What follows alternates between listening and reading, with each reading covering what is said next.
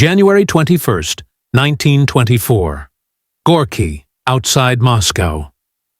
Snow presses softly against the windows of a quiet country estate. Inside, Vladimir Ilyich Lenin lies nearly motionless, his body broken by a series of strokes that have stolen his speech, his movement, and much of his world. The man who once commanded crowds, reshaped an empire, and ignited a revolution that shook the globe, can now barely lift a hand. His wife, Nadezhda Krupskaya, sits close, listening for breath, for meaning, for anything that sounds like the Lenin she knew.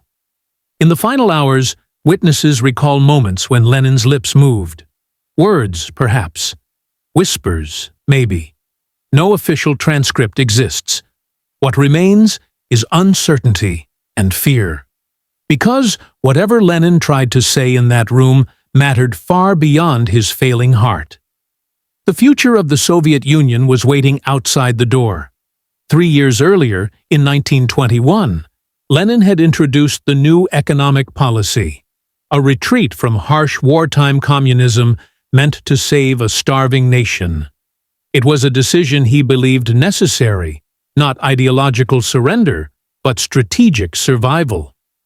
He knew the revolution could not live on slogans alone. Factories were idle. Peasants were revolting. The state was bleeding. Lenin chose compromise to preserve power, but compromise created enemies. By 1922, Lenin's health collapsed. Strokes paralyzed him and silenced him just as a new struggle began inside the Communist Party. While Lenin lay weakened, Joseph Stalin rose quietly, appointed general secretary, controlling appointments, information, and loyalty. Lenin noticed.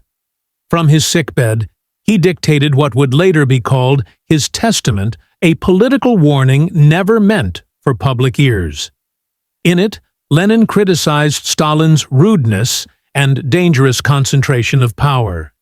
He suggested Stalin be removed. He expressed doubts about others too, Trotsky's arrogance, Zinoviev's ambition, but it was Stalin who troubled him most. Lenin understood something crucial. Revolutions do not die from enemies alone. They rot from within.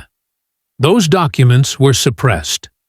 So when Lenin's lips moved in January 1924, speculation filled the silence. Some believed he tried to speak Krupskaya's name. Others claimed he struggled to warn the party one final time. There is no proof of a final message, no dramatic confession. And that absence is the real secret. Because in the Soviet Union, silence could be shaped more powerfully than speech. When Lenin died at 6:50 p.m., the machinery of myth moved instantly. His body was embalmed, his image frozen, his doubts erased. Stalin ordered public mourning on a scale never seen. The revolution's founder became an icon perfect, unchanging, and safely silent. The whispers in that room at Gorki never made it into official history. What survived instead was a carefully curated memory. Lenin, the eternal guide. Not Lenin, the anxious guardian of a revolution he feared was drifting toward tyranny. In the end, Lenin did not need to whisper. His real warning already existed. Written, dictated, ignored.